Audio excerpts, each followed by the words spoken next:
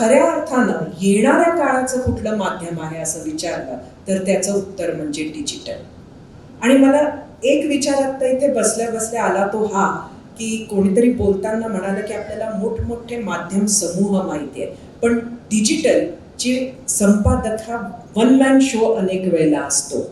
म्हणजे येणाऱ्या काळाचं हे माध्यम आहे, याच्या समोरचं सगळ्यात मोठं आव्हान जर आहे तर ते आजही डिजिटलसाठी आपल्याला रेव्हेन्यू मॉडेल ज्यानं डिजिटल माध्यम सस्टेन होईल ते आपल्याला अजूनही सापडलेलं नाहीये, पण ते नक्की सापडेल. आणि त्यानंतर मला असं वाटलं की हे 12,000 संपादक असणार नाही तर 12,000 मीडिया हाऊसेस असतील येणाऱ्या काळाचे.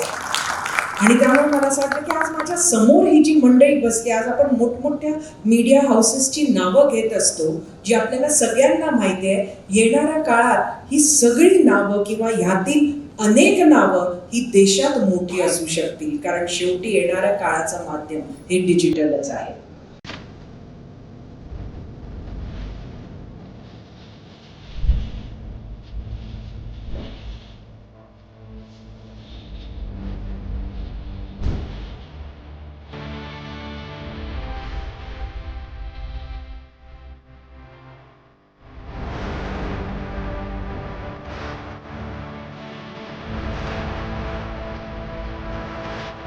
मस्के हॉस्पिटल आहे तर मस्के हॉस्पिटल. मस्के हॉस्पिटल.